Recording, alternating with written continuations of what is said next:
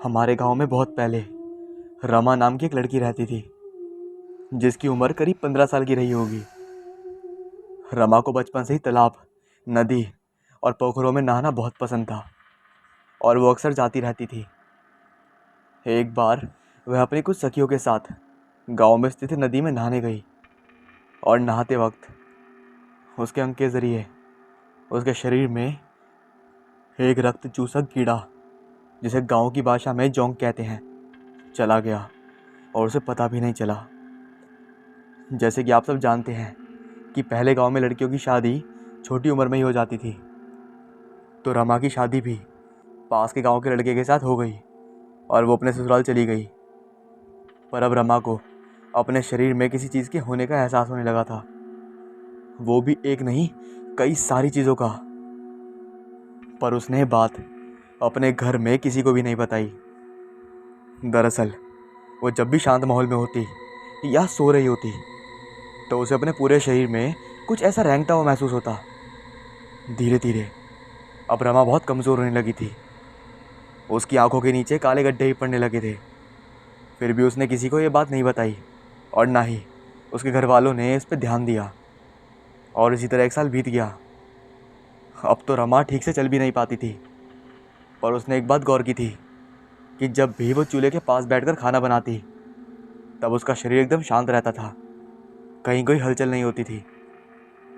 धीरे धीरे रमा को भी इसमें राहत मिलने लगी और वो गर्म रोटियां तवे से सेक के उतार कर अपने सर पर रखने लगी, जिससे उसे अपने सर के साथ साथ पूरे शरीर में भी राहत मिलने लगी। पर एक दिन उसे ऐसा करते हुए उसकी जेठानी ने देख लिया और उसे बहुत घिन आई। उस रात उसने खाना भी नहीं खाया और दूसरे दिन रमा के पति को सारी बात बता दी, जिसे सुनकर उसका पति भी आग बबूला हो गया और उसने रमा को सबक सिखाने का मन बना लिया। पर किसी ने भी एक बार बेचारी की दिक्कत ना तो पूछी और ना ही समझी। उस रात रमा फिर से अपना काम कर रही थी। उसे कहाँ पता था कि उस पर नज़र रखी जा रही है। जैसे ही रमा ने अपने सर पर रोटी उतार के रखी, तभी उसके पति ने उसके सर पर वार किया, वो भी कड़ाई लाठी से। उसका मकसद रमा को सबक सिखाना था ताकि वो आगे से ऐसा ना कर सके। पर आशा के विपरीत रमा के सर पर लाठी का वार पड़ते ही उसके सर के 2 टुकड़े हो गए। पर उसमें से खून निकलने के बदले वो रक्त सूचक कीड़े निकल रहे, जो धीरे धीरे पूरे घर में फैलने लगे। ये देखकर पूरे घर वालों के होश उड़ गए और उसे भागन को इस कष्टकारी जीवन से मुक्ति मिल गई। कहते हैं कि उन रक्त सूचक कीड़ों ने उसके शरीर का सारा खून चूस लिया था और उसे पूरा खोखला बना दिया था। इसलिए वो लाठी का हल्का सा वार भी बर्दाश्त नहीं कर पाई।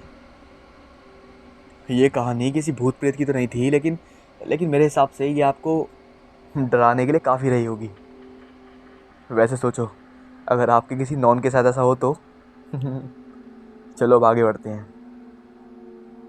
सुनसान सड़क और आधी रात में एक गाड़ी अपना बैलेंस खोकर सड़क के दोनों ओर लहरा रही थी, जिसके अंदर शांति पसीना पसीना हो रही थी। उसके आगे के सीट पर 2 धुंधले साए बैठे थे, जो जोर जोर से हंस रहे थे। शांति चिल्ला रही थी, पर उसकी आवाज़ गले से बाहर ही नहीं निकल रही थी। तभी दोनों साए एकदम से हवा में कहीं गायब हो गए और गाड़ी सीधा नीचे खाई में जा गिरी। तभी शांति चीखते हुए उठ बैठी। इतना डरावना ख्वाब देखकर शांति की हालत खराब हो गई थी। उसने जग से पानी निकाल कर पिया और माथे पे आए पसीने को साफ किया। ये डरावना ख्वाब उसे पिछले 1 महीने से आ रहा था। उसे समझ नहीं आ रहा था कि ऐसा क्यों हो रहा है। इससे पहले कभी उसे ऐसे ख्वाब नहीं आते थे। वो अभी ये सब सोच ही रही थी, तभी उसकी सहेली सोनू भी वहाँ आ जाती है। तो उठ गई महारानी, इतना बोल के जोर जोर से हंसने लगती है। पर जब शांति कोई जवाब नहीं देती तो सोनू उसके पास आकर कहती है, अरे क्या हुआ, फिर से वही डरावना ख्वाब देखा क्या? जिस पर शांति सिर्फ गर्दन हिलाकर हाँ में जवाब देती है। इस पर शांति कहती है, अरे मेरी पागल, मैं तो तुझे तब से बोल रही हूँ, चल किसी पुजारी या पीर को दिखा देते हैं, पर तू सुनती कहाँ है। जिस पर शांति कोई जवाब न देकर बाथरूम में घुस जाती है। ये सब देखकर सोनू खुद में ही बड़बड़ाने लगती है। मेरी तो कुछ सुनता ही कहाँ है, मैं पता नहीं सलाह देने आती क्यों हूँ। इस बात पर शांति अंदर से ही बोलती है, मोटी, अगर अब कुछ बोली ना तो बाहर आकर तेरा मुंह तोड़ दूंगी। और जोर जोर से हंसने लगती है। ये सुनकर सोनू भी मुस्कुरा देती है और किचन में जाकर दोनों के लिए नाश्ता बनाने लगती है।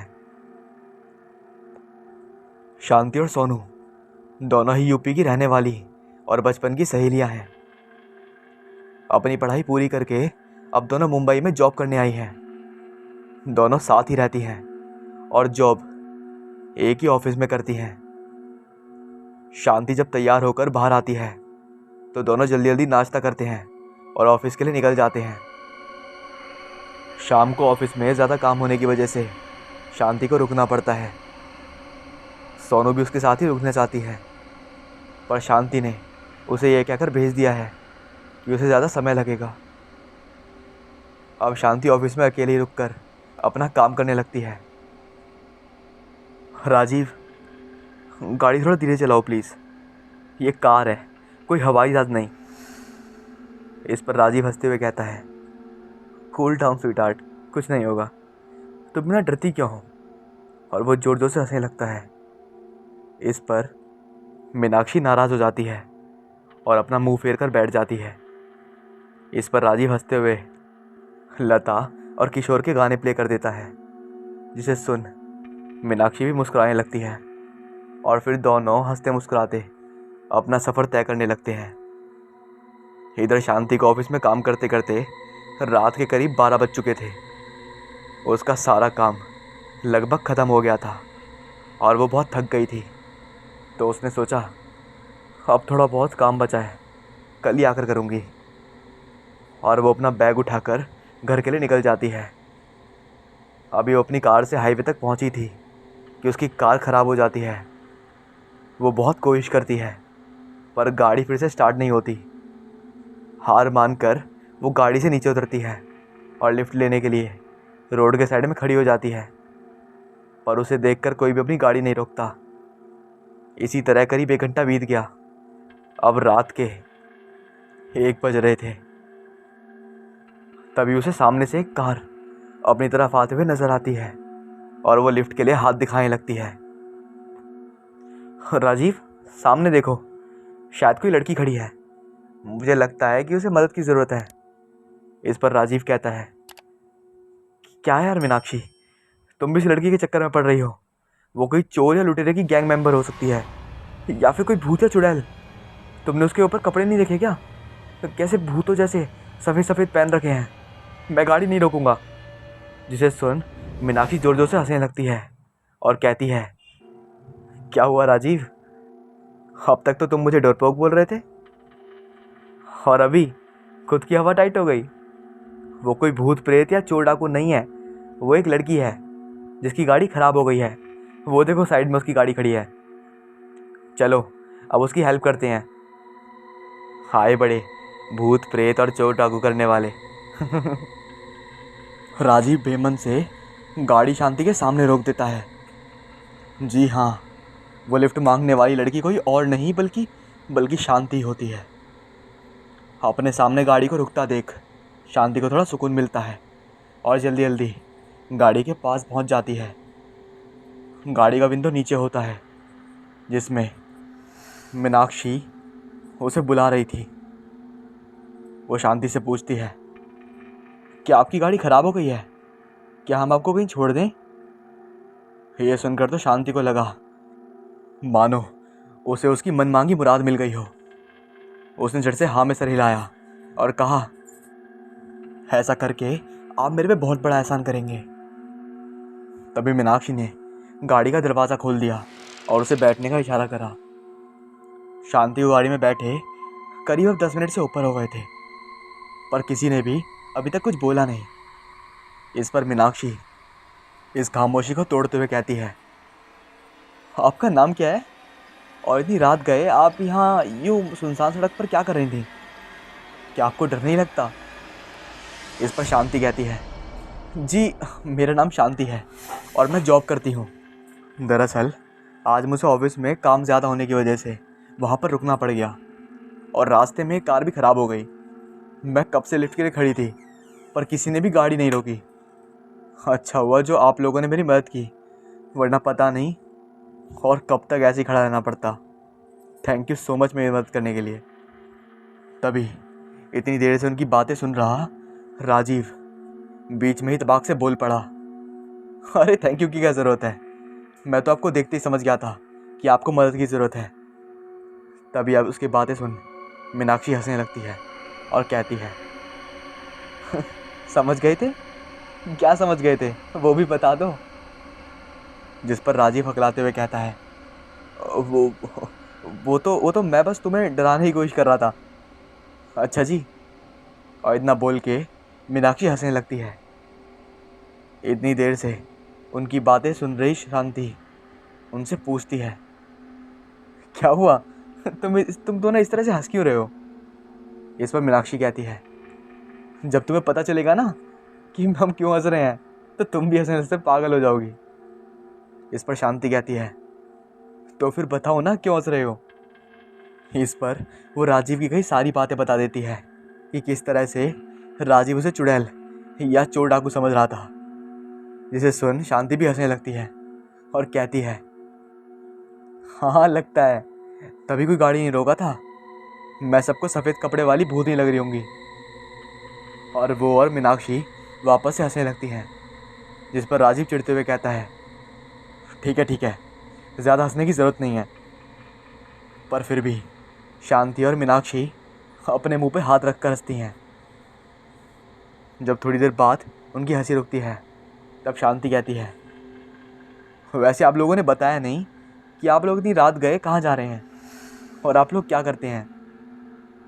इस पर मीनाक्षी कहती है, आराम से भाई, इतने सवाल एक साथ। तो सुनो, मेरा नाम मीनाक्षी है और ये मेरे पति हैं राजीव। हम लोग अभी न्यू मैरिड कपल हैं। हमारी शादी को सिर्फ 1.5 साल हुआ है। हम लोग पास में ही स्थित वेडिंग अटेंड करके आ रहे थे। हमारे रिलेटिव की लड़की की शादी थी, इसलिए इतनी देर हो गई। और रही बात करने की, तो मेरे पति राजीव एक सफल बिजनेसमैन है और मैं एक हाउसवाइफ, पर कभी कभी मन करता है तो चंद लाइनें भी लिख लेती हूँ। वो तो आप लिखती हैं। इस समय कुछ लिख रही हैं कि नहीं आप? जिस पर मीनाक्षी कहती है, जी हाँ लिख तो रही हूँ, एक हॉरर स्टोरी, पर अभी वो पूरी नहीं हुई है। इस पर शांति कहती है, अगर आप बुरा ना माने तो आप अपनी रचना मुझे सुनाएंगी, अगर आपको कोई परेशानी ना हो तो। वो क्या है ना, लंबा सफ़र है तो रास्ता आसानी से कट जाएगा। इस पर मीनाक्षी कहती है, अरे नहीं यार, तुम कहाँ रात में ये सब कहानियाँ सुनने को बोल रही हो, और वैसे भी मेरी वो कहानी पूरी नहीं हुई है। जिस पर शांति कहती है, तो क्या हुआ, जितनी लिखी है उतनी सुना दो। पर मीनाक्षी मना करने लगती है। जिस पर राजीव कहता है, अरे सुना दो ना, जब इतना कह रही है तो। तुम भी डर गई क्या चुड़ैलों से? और ये कह के राजीव हंसने लगता है। उसके साथ ही शांति भी हंसने लगती है। इस पर मीनाक्षी कहती है, ठीक है, अगर तुम लोग इतना जिद कर रहे हो तो मैं सुना देती हूँ। करण और तन्नू दोनों ही कॉलेज टाइम से एक दूसरे को चाहते थे। दोनों ने कॉलेज पूरा किया और जॉब में सेटल हो गए। घर वालों के खिलाफ जाकर उन्होंने शादी की और उनसे अलग रहकर उन्होंने अपने जीवन की शुरुआत करी। शादी के बाद तन्नू ने घर संभालना ही ज़्यादा ज़रूरी समझा और उसने अपनी जॉब छोड़ दी। हालांकि करण ने उसे कहा भी था कि तुमने इतनी पढ़ाई करके इतनी मेहनत से ये जॉब पाई है, तुम क्या सच में अपनी जॉब छोड़ना चाहती हो? इस पर तन्नू ने हंसते हुए कहा, मेरे लिए मेरे घर परिवार से ज़्यादा कुछ ज़रूरी नहीं है। और इस तरह तन्नू ने भी अपनी जॉब छोड़ दी और घर में अपनी दुनिया बसा ली। इसी तरह 1.5 साल बीत गए। एक दिन तन्नू को ना जाने क्या हुआ, उसे चक्कर आने लगे। उसे डॉक्टर से चेक कराया तो डॉक्टर ने उसे बताया, जिसे सुन के वो काफ़ी खुश हो गई और बड़ी बेसब्री से शाम होने का इंतज़ार करने लगती है। जब शाम को करण घर आता है तो तन्नू से ये खुशखबरी सुनाती है, जिसे सुन करण बहुत खुश हो जाता है और तन्नू को गोद में उठाकर गोल गोल घुमाने लगता है। जिस पर तन्नू घबराते हुए कहती है, बस करो करण, मुझे चक्कर आ रहा है।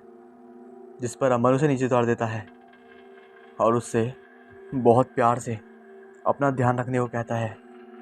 अब करण तन्नू का किसी छोटे बच्चे की तरह ख्याल रखता है, उसे कोई काम नहीं करने देता। अगर तन्नू कुछ करने भी जाती है तो करण उसे डांट कर वापस भेज देता था। इसी तरह 2 महीने बीत गए। अब तन्नू 2 महीने की गर्भवती थी, पर उनकी ये खुशी ज़्यादा दिनों तक नहीं रही। आखिर वो मनहूस काली रात आई गई, जिसने उनका सब कुछ छीन लिया। करण और तन्नू एक पार्टी में जाते हैं और वहाँ खाना पीना खाकर वो वापस घर के लिए निकलते हैं। उस समय रात के 1 बज रहे थे। दोनों हंसते बोलते हुए जा रहे होते हैं कि तभी करण को पता चलता है कि गाड़ी के ब्रेक फेल हो गए हैं। वो बहुत कोशिश करता है गाड़ी संभाल लेगी, पर फिर भी संभाल नहीं पाता और उनकी गाड़ी एक बड़े पेड़ से जा टकराती है। दोनों पूरी तरह से जख्मी हो जाते हैं। करण ड्राइविंग सीट पर होने की वजह से ज़्यादा घायल होता है। तन्नू उसकी हालत देखकर किसी तरह खुद को संभालते हुए वापस सड़क पर जाने की कोशिश करती है, जबकि वो भी बहुत बुरी तरह से घायल होती है। पर फिर भी वो सड़क तक पहुंच ही जाती है, पर कोई भी उसकी मदद के लिए गाड़ी नहीं रोकता। तभी उसे सामने से एक गाड़ी आती नजर आई। तन्नू उस गाड़ी के सामने जाकर खड़ी हो जाती है, इस उम्मीद से कि शायद ऐसे गाड़ी वाला अपनी गाड़ी की ब्रेक मार देगा, और वो हाथ से गाड़ी रोकने का इशारा भी करती है। पर आशा के विपरीत वो गाड़ी पूरी तरह से तन्नू को टक्कर मार के निकल जाती है, जिसमें तन्नू की बची कुची हिम्मत भी जवाब दे देती है और वो किसी तरह खुद को घसीटते हुए वापस गाड़ी तक करण के पास आ जाती है, जहाँ करण अपनी आखिरी सांसें ले रहा था। तन्नू जाकर उसका हाथ थामती है और वहीं दोनों अपनी अंतिम सांस लेते हैं। बस इतना ही लिखा है मैंने। अभी आगे लिखना है, पर कुछ कहानी नहीं मिल रही। जिस पर राजीव कहता है, वाह वाह क्या लिखा है, और वो हंसने लगता है। फिर दोनों आपस में बातें करने लगते हैं।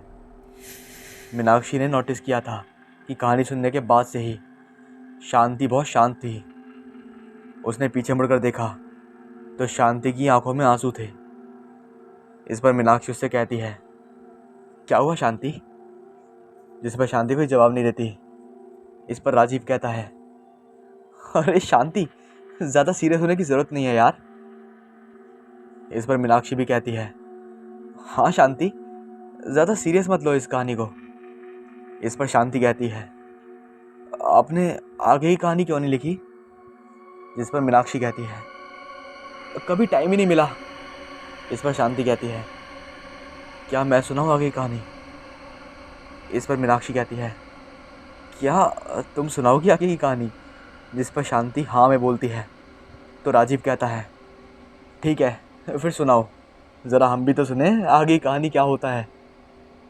और दोनों हंसने लगते हैं, पर शांति उनकी बात का कोई जवाब नहीं देती। शांति कहानी बताना चालू कर देती है। तन्नू का शरीर तो उसकी मौत के बाद ख़त्म हो गया, पर आत्मा को मुक्ति नहीं मिली और वो उसी हाईवे पर भटकने लगी, क्योंकि मौत के बाद उसे पता चल गया था उनका एक्सीडेंट हुआ नहीं था, बल्कि कराया गया था। और ये किसने किया था उसका भी तन्नू को पता चल गया था। और अब वहीं खड़े होकर उसका इंतज़ार करने लगती है।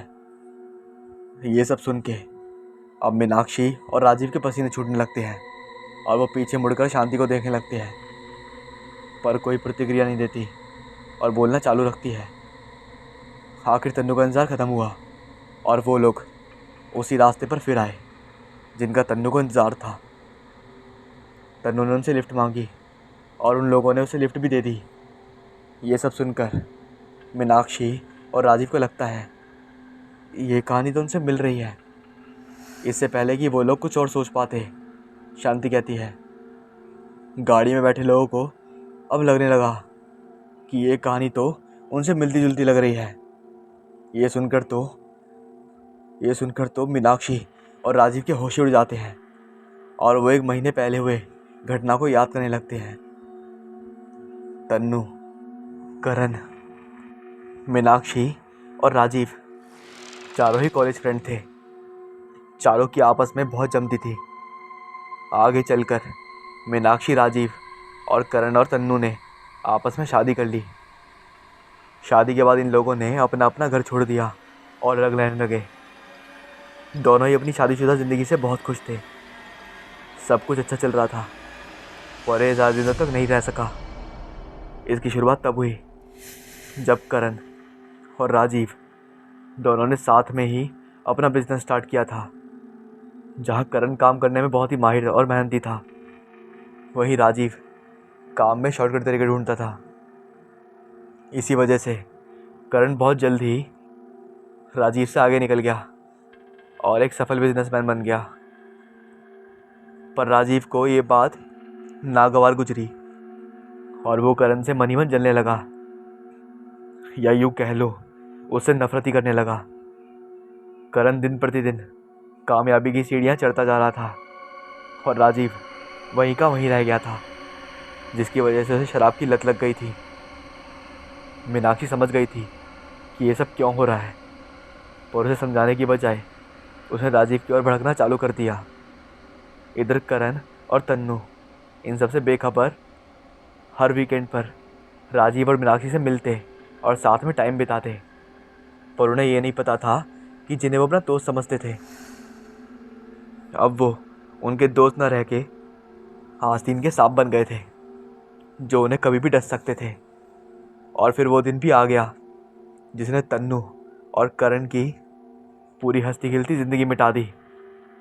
दरअसल उस दिन मीनाक्षी का जन्मदिन था और हमेशा की तरह उस दिन भी तन्नू और करण राजीव के घर आ गए और सबने मिलकर मीनाक्षी का जन्मदिन बड़े धूमधाम से मनाया, इस बात से बेखबर कि मीनाक्षी और राजीव के मन में कौन सी घिनौनी चाल चल रही थी। दरअसल राजीव और मीनाक्षी ने करण और तन्नू को रास्ते से हटाने का प्लान बना लिया था और उसके लिए उन्होंने योजना भी बना ली थी। राजीव का ऐसा मानना था कि अगर वो करण और तन्नू को रास्ते से हटा दे तो उसे कामयाब होने से कोई नहीं रोक सकता, और उसकी इसी घटिया सोच ने 2 मासूमों को बेमौत मार दिया। हुआ यूँ कि जब करण, तन्नू और मीनाक्षी बात कर रहे थे, तब राजीव ने उसे इशारा किया और मीनाक्षी को उनको बातों में उलझा के रखने के लिए कहा और खुद पार्किंग में जाकर करण की गाड़ी के ब्रेक फेल कर दिए और वापस से आकर सबको ज्वाइन कर लिया। फिर थोड़ी देर के बाद ही करण और तन्नू घर के लिए निकल गए और रास्ते में उनका एक्सीडेंट हो गया। राजीव और मीनाक्षी भी उनके पीछे ही आए थे और जब उन्होंने तन्नू को दूसरों से मदद मांगते देखा तो उसे अपनी गाड़ी से उड़ा दिया, और जब उन्होंने देखा तन्नू और करण दोनों ने ही दम तोड़ दिया है तो वो मुस्कुराते हुए वहाँ से चले गए। ये सब याद करते हुए मीनाक्षी और राजीव के पसीने छूट गए थे। तभी पीछे बैठी शांति बोलती है, क्या हुआ मीनाक्षी जी, आगे कहानी याद आ गई? और वो जोर जोर से हंसने लगती है। इस पर राजीव और मीनाक्षी पीछे मुड़ते हैं और किसी तरह हगलाते हुए बोलते हैं, कौन हो तुम? ये सुनकर शांति मुस्कुराने लगती है और कहती है, अभी भी नहीं पहचाना? और उसका रूप बदलने लगता है। देखते ही देखते उसके चेहरे और शरीर पर घाव के निशान उभरने लगते हैं, जिसमें से खून बह रहा होता है। उसका एक हाथ अपने पेट पर होता है, जहाँ से लगातार खून बह रहा होता है, और वो सिसक रही होती है। तभी मीनाक्षी की नज़र शांति के चेहरे पर जाती है तो उसके होश उड़ जाते हैं और वो किसी तरह हगलाते हुए कहती है, तन्नू तुम? जिस पर तन्नू गर्दन झुकाई कहती है, क्या गलती थी मेरी, यही कि हमने तुम्हें अपना अच्छा दोस्त माना, तुम लोग पर आंख बंद करके भरोसा किया और उसका ये सिला दिया तुमने। जो तुमने हमारे साथ किया उसके लिए तो हम तुम्हें कभी माफ़ी नहीं करेंगे, पर मेरे सजन में बच्चे की क्या गलती थी? जिसे तुमने दुनिया में आने से पहले ही मार दिया। अरे एक बार तो तरस खाया होता तुम लोगों को, हम पर या हमारे बच्चे पर एक बार भी तरस नहीं आया।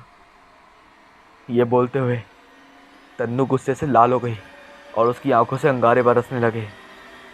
ये सब देखकर मीनाक्षी और राजीव के होश उड़ गए और वो तन्नू के सामने हाथ जोड़कर गिड़गिड़ाने लगी। जिस पर तन्नू ने हंसते हुए कहा, अब बहुत देर हो चुकी है दोस्तों, अब माफ़ी नहीं सिर्फ सज़ा मिलेगी। हाँ, वो ज़ोर ज़ोर से हंसने लगती है। तब राजीव की गाड़ी अपना बैलेंस खो देती है और खाई की तरफ जाने लगती है। राजीव बहुत कोशिश करता है पर गाड़ी को कोई कंट्रोल नहीं कर पाता। गाड़ी लगातार खाई की तरफ बढ़ती जाती है। मीनाक्षी और राजीव तन्नू के सामने बार बार गिड़गिड़ाते हैं पर तन्नू कोई जवाब नहीं देती और अचानक से गाड़ी में से गायब हो जाती है और गाड़ी खाई में गिर जाती है और वहीं मीनाक्षी और राजीव की मौत हो जाती है। शांति की आंख खुलती है तो वो गाड़ी के अंदर होती है। उसे कुछ याद नहीं रहता कि वो कहाँ और उसकी गाड़ी यहाँ क्यों खड़ी है। वो अपनी गाड़ी चालू करती है और घर चली जाती है। अगले दिन जब वो और सोनू नाश्ता कर रहे होते हैं तब न्यूज़ पर बताते हैं कि कल गाड़ी बैलेंस ख़राब होने की वजह से एक और जोड़े की मौत हो गई। इस पर सोनू कहती है, मुझे समझ में नहीं आता, जब इन लोगों को गाड़ी चलाने नहीं आती तो ये लोग गाड़ी चलाते क्यों हैं। इस पर शांति सिर्फ हल्का सा मुस्कुरा देती है। दरअसल हुआ यूँ था कि तन्नू और करण के एक्सीडेंट के बाद शांति उन्हें हॉस्पिटल लेकर गई थी क्योंकि शांति भी उस दिन उस रास्ते से गुजर रही थी। पर अफसोस उसे पहुंचने में देर हो गई और वो करण और तन्नू को बचा नहीं पाई। उसकी नेक आत्मा को देखकर ही तन्नू ने उसे चुना अपना बदला लेने के लिए। और जब तक वो शांति के शरीर में रही तब तक उस दर्दनाक हादसे को याद करके वो तड़पती रही, जिसे शांति सपने के रूप में देखती रही। और अब उसका बदला पूरा हो गया तो उसने शांति को छोड़ दिया और उसकी सारी यादें मिटाकर खुद मुक्त हो अनंत आसमान की ओर चल पड़ी, जहाँ करण बाएं फैलाए उसका इंतजार कर रहा था। और अब शांति को वो डरावने सपने आने बंद हो गए और वो अब एक अच्छा जीवन जी रही थी। माँ, मैं खेत जा रही हूँ बाबा की मदद करने। कोई काम है तो बोल दो, जल्दी से ख़त्म करके निकल लूँ मैं। वहाँ बाबा अकेले परेशान हो रहे होंगे खेत पर। ये है शालिनी जी का छोटा सा परिवार, जिसमें है उनके पति राजेश, उनकी बेटी ईशा और उनका बेटा कुणाल। ठीक है बेटी, तू संभल के जा, यहाँ के सारे काम मैं खुद कर लूँगी। वैसे भी आज खेत में ज़्यादा काम है तो तू चली जा। सुबह से तेरे बाबा और भाई खेत में लगे हुए हैं, तू चली जाएगी तो उन्हें मदद मिल जाएगी। और जाके कह देना आज हम उनकी पसंद का खाना बनाएंगे। जल्दी से सारा काम ख़त्म करके हम भी आते हैं खेत पर, तुम सबके लिए गर्मा गर्म खाना लेकर। ठीक है माँ। ये कहकर ईशा खेत पर चली गई। ईशा खेत पर गई तो उसके बाबा और भाई खेत की फसल काटने में लगे हुए थे। क्योंकि वह गर्मी का मौसम था तो सभी गर्मी से बेहाल हो रहे थे। ईशा उनके लिए पानी लाई थी तो सभी ने पानी पीकर वहीं खेत के पास लगे शीशम के पेड़ के बिल्कुल नीचे बैठकर आराम करना शुरू कर दिया। ईशा ने अपनी माँ की कही बात अपने बाबा को कह सुनाई, जिसे सुन कुणाल तो बहुत खुश हुआ। थोड़ी देर इधर उधर की बातें करने के बाद तीनों वापस से काम करने लग गए। चीमनपुर गांव पहाड़ों में बसा हुआ सुंदर गांव था, जिसके चारों तरफ बाग बगीचे, तालाब और बड़ी सुनहरी नदियाँ थीं, जिसमें साफ पानी बहता रहता था। इसी गांव में ये एक छोटा सा परिवार रहता था। उनका खेत लगभग गांव से बाहर की तरफ था। उनके खेत की दाईं तरफ नदी बहती थी और नदी की तरफ एक बहुत पुराना मंदिर था। उस मंदिर के बारे में ऐसा कहा जाता था कि अगर किसी के ऊपर भूत प्रेत का साया या कोई और समस्या हो, चाहे जैसी भी हो, उस मंदिर में जाके उनको इन सब से आराम मिलता था उस मंदिर पर हमेशा गाने बजते रहते थे। ये तो हो गया गांव का परिचय। अब वापस आते हैं अपनी कहानी पर, जहां ईशा अपने भाई और बाबा की मदद कर रही है। फसल काटते काटते दोपहर के लगभग 3 बज गए। अब सभी को जोरों की भूख लग रही थी। थोड़ी ही देर में मंजू जी भी सभी के लिए खाना लेकर आते हुए दिखाई दी। उन्हें आते देखकर बच्चे बहुत खुश हुए। थोड़ी ही देर में सभी के सभी शीशम के पेड़ के नीचे बैठकर खाने का आनंद लेने लगे। खाना खत्म होने के बाद सभी ने खाने की तारीफ की और थोड़ी देर आराम करने के बाद सभी वापस से खेत में जाके काम करने लगे। काम करते करते लगभग उन्हें शाम के 6:30 बज गए थे, या फिर यूं कहो कि उससे ऊपर ही टाइम हो गया था। पहाड़ी इलाका होने की वजह से अब अंधेरा भी होने लगा था। अब एका दुक्का गाँव वाले ही अपने खेत में रह गए थे, बाकी सब अपने अपने घर लौट गए थे। राजेश जी के खेत में बिल्कुल बगल में ही उनके सबसे अच्छे मित्र प्रदीप जी का भी खेत था। दोनों की पत्नियों की आपस में खूब बनती थी। प्रदीप जी की पत्नी का नाम लता था। अब वहाँ पर सिर्फ प्रदीप और राजेश जी का ही परिवार बचा था। उन्होंने खेतों में थोड़ी देर और काम करना मुनासिब समझा। वो लोग आपस में हंसते बोलते हुए काम करने लगे। तभी वहाँ स्थित मंदिर में गाने बजने लगे। और हैरानी वाली बात तो ये थी कि और दिन से अलग आज भक्ति गीत की जगह भोजपुरी फिल्मों के गाने बज रहे थे। मंजू को शुरू से ही गानों का बहुत शौक था। उसे गाने गाना बहुत पसंद था। भोजपुरी गानों के बोल मंजू के मन में जैसे थिरकने से लगे थे, और वो भी गाने के सुर में सुर मिला के ऊंची आवाज़ में गाने लगी और ज़ोर ज़ोर से हंसने लगी। उसे ऐसा करते देख लता ने उसे तुरंत मना किया और बोली कि ऐसे खुले खेत में खलियानों में शाम के समय हंसना गाना बिल्कुल भी नहीं चाहिए, क्योंकि ये सब भूत प्रेत और तित आत्माओं को अच्छा नहीं लगता और वो तुम्हारे पीछे भी लग सकती हैं और तुम्हें या तुम्हारे परिवार को नुकसान भी पहुंचा सकती हैं।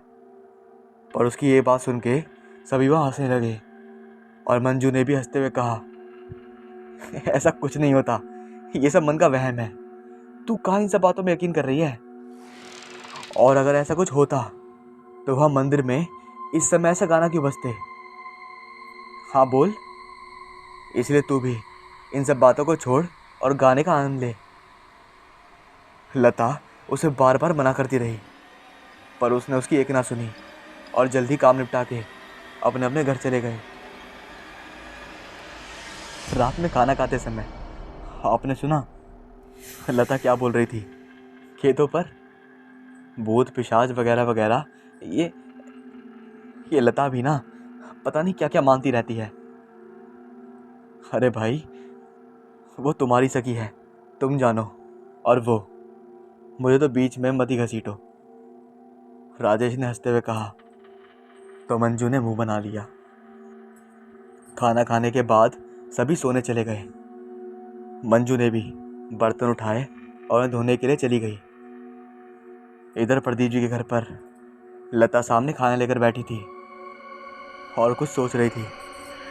उसे ऐसे देखकर प्रदीप जी ने उसे टोकते हुए कहा, लता क्या सोच रही हो भाई? खाना ठंडा हो रहा है। कुछ नहीं, बस मंजू ने आज जो मेरी बात नहीं मानी ना, और जो किया, बस उसी के बारे में थोड़ा घबरा रही हूँ। अरे लता, ऐसा कुछ नहीं होता, तुम बस ज़्यादा सोच रही हो। अब सोचना बंद करो और जल्दी से खाना खा लो, खाना ठंडा हो रहा है। ऐसा बोल के प्रदीप जी के सोने का वक्त हो गया और वो सोने चले गए। इधर लता ने भी बेमन से थोड़ा बहुत खाया और वो भी सोने चली गई। रात में कई 2 बजे के आसपास मंजू की नींद खुली। उसे प्यास लगी थी तो उठकर पानी पीने बाहर आंगन में आ गई। इससे पहले भी वो कई बार रात में उठकर पानी पीने आई है, पर आज पता नहीं क्यों उसे अजीब सा डर लग रहा था। एक अजीब सा एहसास हो रहा था, जैसे उसके आसपास कोई है जो उसे देख रहा है। पर फिर उसने अपने मन का वहम मानकर पानी पी के सोने चली गई। और तभी अंधेरे में एक साया उभरा जो जाती हुई मंजू को घूर रहा था। उसकी आंखों में गुस्से की झलक साफ साफ दिखाई दे रही थी। अगले दिन सुबह 5 बजे उठकर मंजू ने आंगन में झाड़ू लगाया और बर्तन धोए और सभी के लिए नाश्ता बनाने में लग गई। पर आज उसे अपना सर कुछ भारी लग रहा था। पर फिर उसने इस बात पर ध्यान न देकर वापस से अपने काम में लग गई। थोड़ी ही देर में सभी उठकर नहा धोकर नाश्ता किए और खेत पर चल दिए। सभी के जाने के बाद मंजू ने भी घर के बाकी बचे हुए काम फटाफट किए और दोपहर में भी वो सीधा खेत पर पहुंच गई सभी के लिए खाना लेकर। एक बार फिर से सभी ने शीशम के पेड़ के नीचे बैठकर एक साथ खाना खाया। थोड़ी देर इधर उधर की बातें की और फिर सभी वापस अपने काम करने में लग गए। पर आज मंजू का मन काम करने में नहीं लग रहा था और ये बात उसकी बेस्ट फ्रेंड लता ने पहचान ली। उसने पूछा तो मंजू ने उसे बता दिया कि आज उसका शरीर और सर दोनों ही बहुत बुरा लग रहा है। इस पर लता ने बेसब्री से पूछा, क्या रात में नींद पूरी नहीं हुई क्या? तो मंजू ने उसे रात की पूरी बात बताई और कहा कि लगता है कि सोने में कोई परेशानी हुई है। चिंता मत कर, एक दिन में आराम हो जाएगा। और इसके बाद वो सब वापस से काम में लग गए। पर पता नहीं क्यों लता को उसकी बातों पर यकीन नहीं हुआ। पर फिर उसने इस सोच के अपने दिमाग से बात निकाल दी कि शायद वो ज़्यादा ही सोच रही है और वो भी खेतों में काम करने चली गई। ऐसे ही काम करते हुए शाम के 6 बज गए और धीरे धीरे उससे भी ऊपर का टाइम हो गया। आज मंदिर पर फिर गाने बज रहे थे, पर उस दिन की अपेक्षा आज भक्ति गीत बज रहे थे। लता ने मंजू की तरफ देखा। वो उस दिन की तरह कोई रुचि नहीं दिखा रही थी, चुपचाप बस अपना काम कर रही थी। लता को ये बात थोड़ी अजीब लगी, पर फिर उसने ये सोचा कि आज शायद मंजू की तबीयत ठीक नहीं है, इसलिए वो कुछ कर नहीं रही है। और थोड़ी देर के बाद सभी अपना काम ख़त्म करके घर के लिए निकल गए। रात में सभी खा पी कर सो गए। करीब रात के 2 बजे के आसपास मंजू की आंख एक आवाज़ से खुली, जैसे दो लोग आपस में बात कर रहे हो। ये आवाज़ इसके ऊपर से आ रही थी। मंजू को ये थोड़ा अजीब लगा कि इतनी रात गए उसके छत पर ये कौन दो लोग बात कर रहे हैं। पहले तो उसने अपने पास देखा तो सभी लोग आराम से सो रहे थे। फिर उसके मन में चोरों का ख्याल आया, अरे कहीं घर में चोर तो नहीं घुस गए। और इस ख्याल के आते ही वो अकेले उठ के छत की तरफ चली गई। अब वो छत पर पहुंची तो उसने दो लोगों को आपस में बात करते हुए देखा, पर अंधेरा होने की वजह से उनकी सिर्फ परछाई नजर आ रही थी। मंजू ने पीछे से ही आवाज़ लगाते हुए पूछा, कौन है वहाँ? पर उस तरफ से कोई जवाब नहीं आया। उसने फिर से पूछा, अरे मैं पूछती हूँ कौन है वहाँ? पर अब दोनों परछाई चुपचाप अपनी जगह पर खड़े थे। ना तो वो हिल डुल रहे थे और ना ही कुछ बोल रहे थे। मंजू हिम्मत करके उनके पास जाने लगी और फिर थोड़ा पास जाकर उसने दोबारा पूछा, कौन हो तुम? इस बार दोनों परछाइयों ने एक दूसरे की तरफ देखा और मुस्कुराए और एक साथ पीछे पलटे। उनके पीछे पलटते ही मंजू की चीख की आवाज़ सुनकर राजेश और बच्चे दौड़कर छत पर आ जाते हैं तो देखते हैं कि मंजू नीचे ज़मीन पर बेहोश पड़ी थी। जब वो लोग पास जाकर उसे झकझोर के उठाते हैं तो वो चीखते हुए उठ बैठती है और रोते हुए बताने लगती है कि उसने छत पर दो लोगों को देखा। उनके चेहरे से खून टपक रहा था और आंखों के जगह काले गड्ढे थे। वो लोग ज़मीन से ऊपर हवा में लटक रहे थे और मुझे देखकर अजीब तरीके से हंस रहे थे। राजेश ये सुनते ही चौंक गया। तभी मंजू ने बोला, राजेश मुझे बहुत डर लग रहा है। और वो राजेश को पकड़ के रोने लगती है। ये सब सुन के बच्चे और राजेश दोनों ही घबरा जाते हैं। पर राजेश बच्चों का डरा हुआ चेहरा देख खुद को संयत करते हुए मंजू से कहता है, ऐसा कुछ नहीं है, ये तुम्हारा वहम है। पर मंजू रोते हुए भी अपनी बात दोहराती है, ये सब कोई वहम नहीं है, ये सच में मैंने अपनी आंखों से देखा है। राजेश किसी तरह समझा बुझा कर मंजू को लेकर नीचे आता है और सुलाने की कोशिश करता है। पर मंजू इतनी डरी हुई थी कि वो सोने के लिए तैयार नहीं थी। पर जब बच्चों ने भी अपनी माँ को सुलाया और उसे आश्रय दिया कि हम सब यहीं हैं माँ, तब जाके कहीं मंजू ने आंखें बंद की और थोड़ी बहुत कोशिश के बाद उसे नींद भी आ गई। अगली सुबह किसी ने भी मंजू को जगाया नहीं। सभी रात की घटना से विचलित थे और अपने अपने काम पे चले गए थे। पर आज खेत में भी राजेश का मन नहीं लग रहा था और वो रात की घटना के बारे में सोच रहा था। तभी प्रदीप जी ने आकर के पूछा, क्या हुआ राजेश, आज सुबह से तुझे देख रहा हूँ, तेरा ध्यान काम में नहीं है, कोई परेशानी है क्या, या भाभी से झगड़ा हुआ है? जो तू तेरा देवदास बन के बैठा है। और ऐसे बोल बोल के ज़ोर से हंसने लगा। पर जब उन्होंने देखा कि राजेश पर उसके हंसने का कोई असर नहीं हुआ, तो उन्होंने पास जाकर राजेश के कंधे पर हाथ रखा और पूछा, राजेश, जो भी हुआ साफ साफ बता। तो राजेश ने कल रात हुई सारी घटना विस्तार में बता दी, जिसे सुनकर प्रदीप जी ने भी यही कहा, हो सकता है भाभी का वहम हो यार, तो चिंता मत कर, सब ठीक हो जाएगा, अभी काम पर ध्यान दे। और ऐसा बोल के वो वापस अपने काम में लग गए। राजेश ने भी इस बात से ध्यान हटाया और काम में लग गया।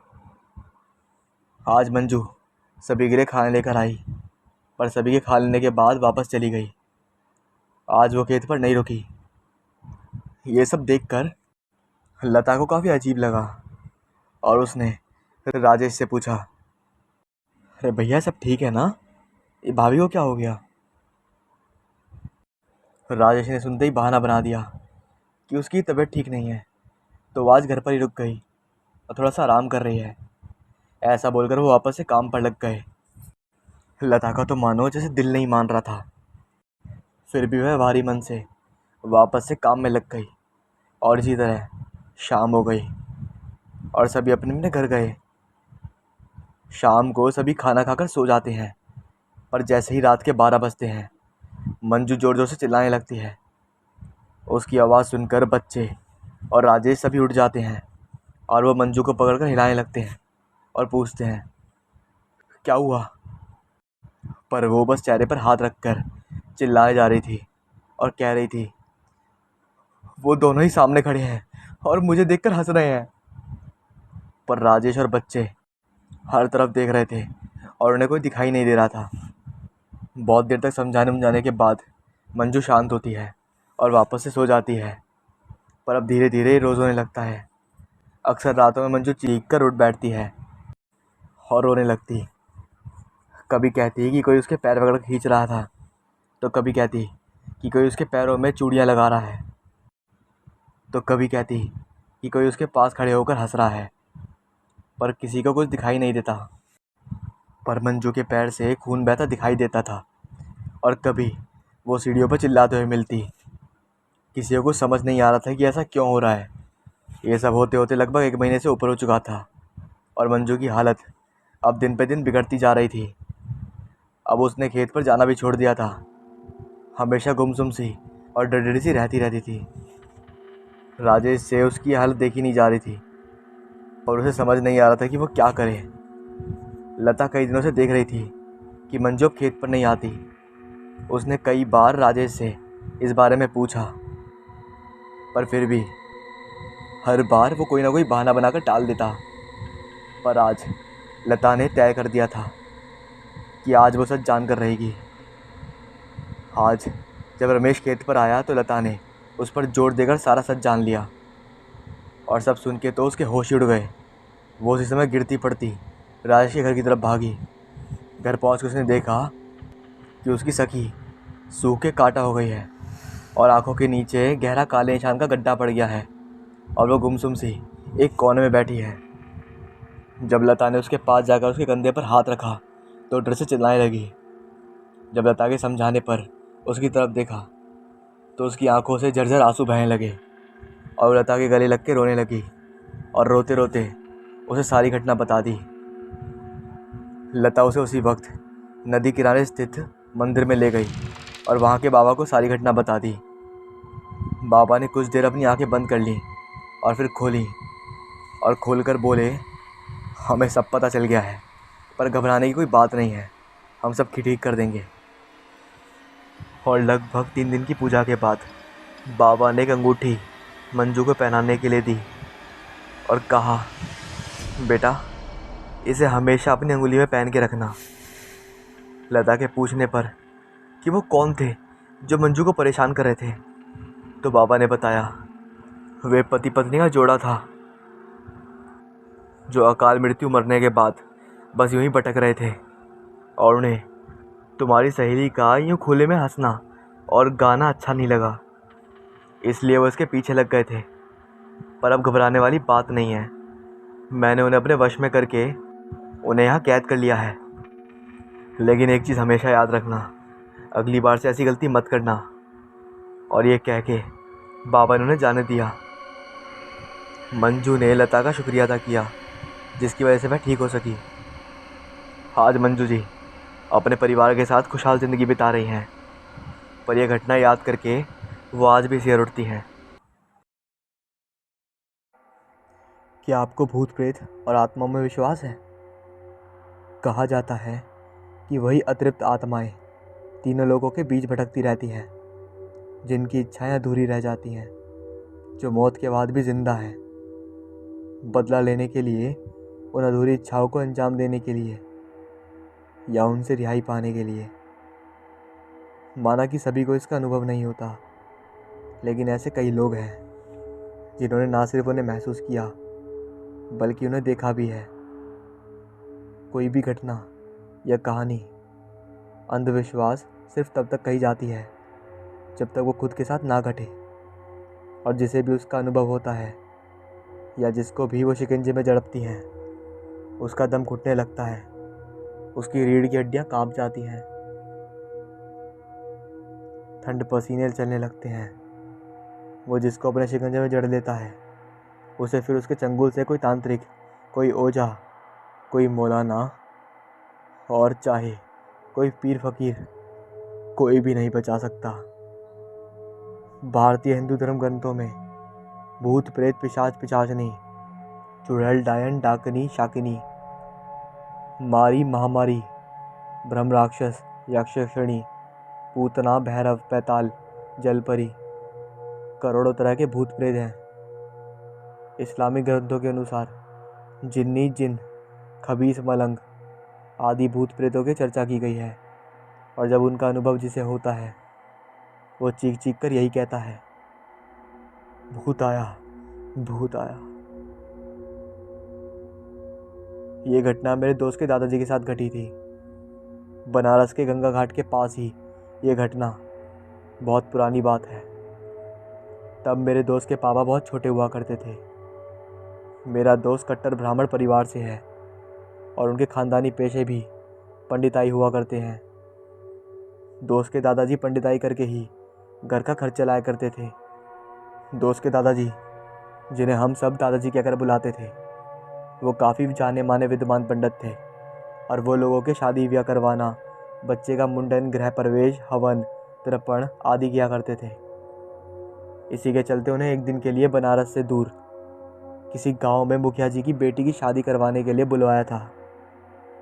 वो उन्हीं यजमान की बैलगाड़ी से उस गांव में आए। 2 दिन के लिए उन्हें उस गांव में रुकना था। दादाजी को लेने उन यजमान का नौकर बैलगाड़ी लेकर आया था। दादाजी सुबह तड़के ही उस बैलगाड़ी में चले गए और पूरा दिन का लंबा सफ़र तय करके रात 8 बजे के करीब उस गांव में पहुंचे थे। वहां गांव में यजमान के ढेर सारे रिश्तेदार पहले ही आ चुके थे। सबके भोजन पानी का बढ़िया इंतज़ाम था। बड़े बड़े पंडाल पूरे गांव में लगे थे। हलवाई बैठाए गए थे। उस रात तो दादाजी ने भरपेट पकवान मिठाई खाई और लंबी तान कर आराम से अपने बिस्तर लगाए और उस पर सो गए। लंबे सफ़र की थकावट तो होती थी, इसलिए वो गहरी नींद में सो गए। सुबह तड़के ही उठकर दादाजी ने और यजमान ने परिवार सहित विवाह की तैयारियां शुरू कर दी।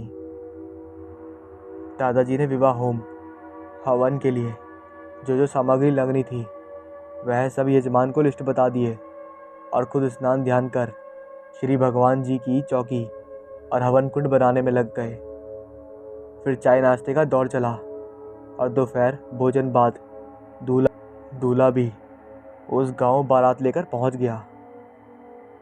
हिंदू धर्म के अनुसार वैदिक पद्धति से विवाह होना था, पर वैदिक पद्धति से विवाह देर रात से शुरू किए गए थे या किए जाते हैं। रात भोज और चाय नाश्ता बाद करीब रात 1:30 बजे विवाह विधि शुरू किया गया था। वैदिक विवाह देर रात को शुरू होकर सुबह 4 बजे तक संपन्न हो जाते हैं। उसके बाद दुल्हन की विदाई का कार्यक्रम होता है। तो बहुत अच्छे से विवाह संपन्न हुआ और 4:30 बजे दुल्हन की विदाई करके दादाजी ने यजमान से कहा कि अब उन्हें वापस अपने बनारस वाले घर जाना चाहिए। लेकिन उन्हें यजमान के एक मित्र ने आग्रह किया कि पंडित जी, आप अभी हमारे गांव आइए, क्योंकि आप अभी अच्छे से घूमे नहीं हैं, और अगर आप हमारे गांव आए ही हैं तो लगते हाथों हमारे नए मकान की श्री सत्यनारायण और गृह प्रवेश पूजा भी करवा दीजिए। दादाजी ने भी सोचा, हाँ यार, अब बार बार इतनी दूर कहाँ आऊँगा, चलो लगे हाथों ये काम भी कर लेते हैं। एक पंथ 2 काज होंगे तो आमदनी भी दुगनी हो जाएगी। यही सोचकर दादाजी ने एक दिन और ठहरना तय किया और उनसे कह दिए कि दोपहर तक पूजन संपन्न होने के बाद उन्हें बनारस वापस पहुंचा दिया जाए, और उसके लिए उन्हें बैलगाड़ी का इंतज़ाम करवाने को कहा।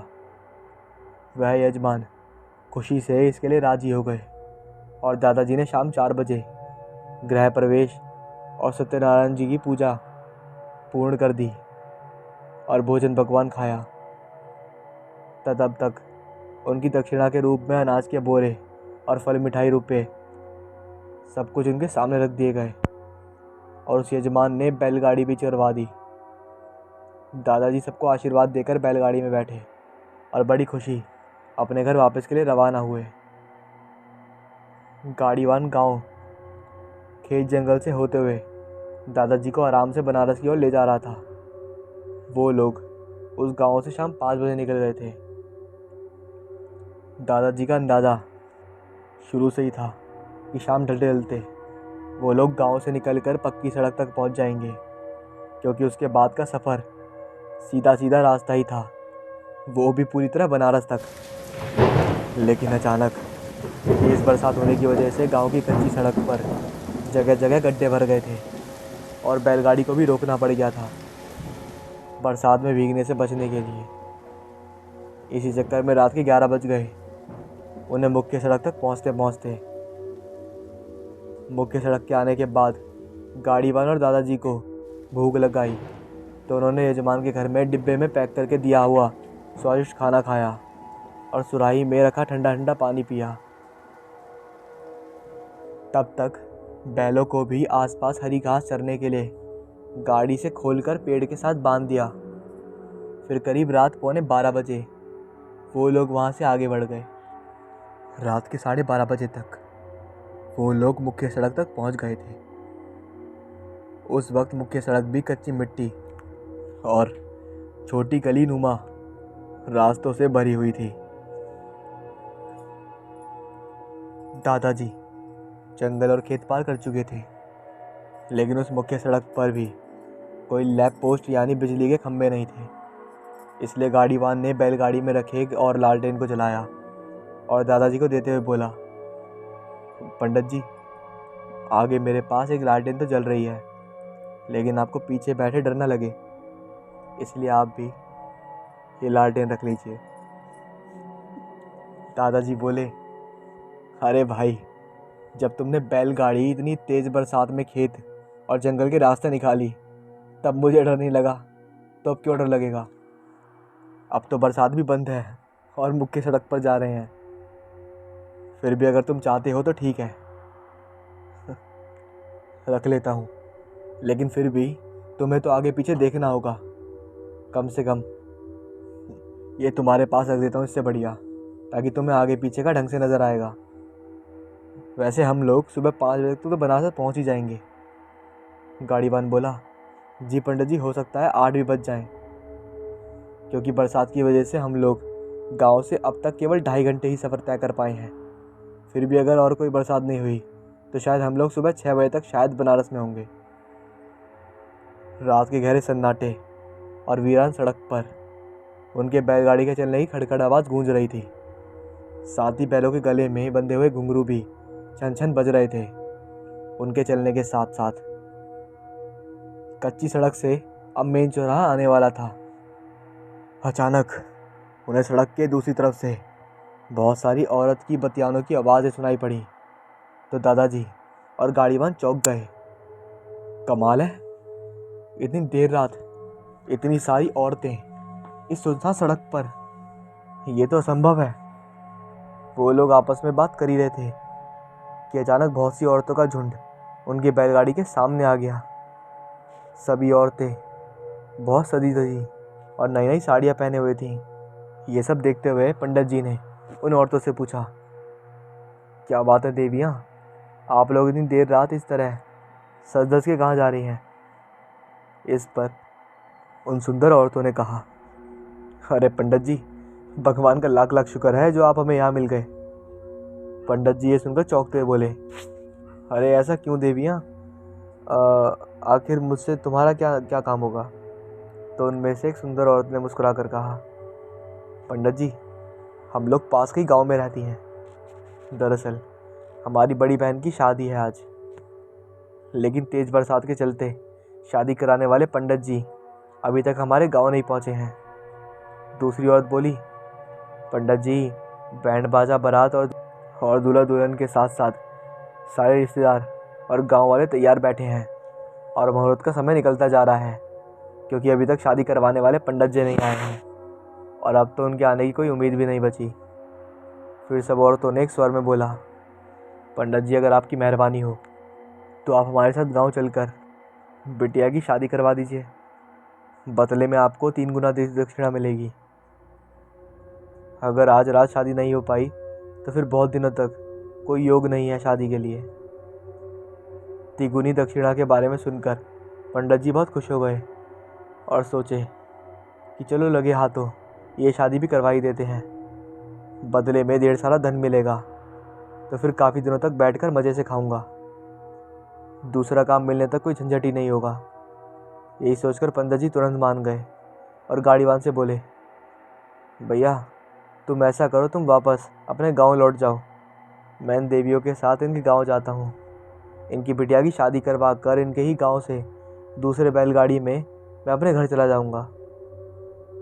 ये सुनकर उन औरतों ने भी हामी भरी और बोली, हाँ गाड़ीवान भैया, तुम ये सारा सामान जो पंडित जी को दक्षिणा में मिला है वह एक गठरी हम सभी औरतों के सर पर रखवा दो। फिर गाड़ीवान बोला, नहीं नहीं देवियों, अब यहाँ तक पंडित जी को लाया हूँ तो इन्हें इनके घर तक पहुँचा कर ही मैं कल सुबह अपने गांव वापस जाऊँगा, वरना हमारे मालिक हमसे नाराज़ हो जाएंगे कि पंडित जी को आधे रास्ते में ही छोड़कर भाग आया। गाड़ीवान ने एक लालटेन उन औरतों को देते हुए कहा, देवियों, आप सभी ये लालटेन उठाकर आगे आगे चलकर अपने गांव का रास्ता दिखाओ और मैं पंडित जी को अपनी बैलगाड़ी में लेकर आता हूँ। उन सुंदर औरतों ने ऐसा ही किया और वो औरतें आगे आगे चलती हुई उन्हें अपने गांव ले गईं। कुछ ही दूरी पर उनका गांव था। उस गांव में तो काफ़ी चहल पहल हो रही थी। पूरा गांव रोशनी में जगमगा रहा था। जगह जगह पंडाल बने हुए थे। पंडित जी को आता देखकर गांव के मुखिया उनके सत्कार को सहर्ष आगे गए और पंडित जी का कोटि कोटि धन्यवाद किए उनके गांव में आने के लिए। फिर बहुत बढ़िया मसाला दूध और पकवान पंडित जी और गाड़ीवान को जलपान के रूप में दिए और उनके बैलों को गाड़ी से हटाकर चारा पानी चुगाने को दिया। गांव भर में तरह तरह की मिठाइयाँ बनने की खुशबू आ रही थी। गांव में हलवाई बैठाए गए थे। पूरा गांव इस तरह रोशनी में जगमगा रहा था जैसे दिलवाली का त्यौहार हो। पंडित जी को जलपान के बाद शादी के मंडप में ले जाया गया। गाड़ीवान वहीं बैठकर गांव के लोगों को और वहीं की रौनक को देख रहा था। सेहरा बांधे दूल्हा और घूंघट में सजी दुल्हन, 16 श्रृंगार की हुई दुल्हन को भी शादी में मंडप में लाया गया और वैदिक पद्धति द्वारा विवाह कार्य शुरू हुआ। पंडित जी मंत्र श्लोक पढ़ते हुए और दूल्हा दुल्हन और उनके माता पिता पंडित जी के कहे अनुसार यज्ञ वेदी में मंत्र पढ़ रहे आहुति दे रहे थे। पंडित जी की खुशी का कोई ठिकाना नहीं रहा जब उन्हें एक एक मंत्र पढ़ने के एवज में चांदी के सिक्के दिए जाने लगे। पंडित जी ने सोचे, मंत्र जाप जितने ज़्यादा होंगे उतने ज़्यादा चांदी के सिक्के मिलेंगे, इसका मतलब मंत्र ज़्यादा से ज़्यादा पढ़ने होंगे। यही सोचकर पंडित जी ने मंत्र उच्चारण पूरे 1 घंटे तक चलाए रखा और 1 घंटे बाद पंडित जी चांदी के सिक्कों का अंबार देखकर खुशी से उछल पड़े। पंडित जी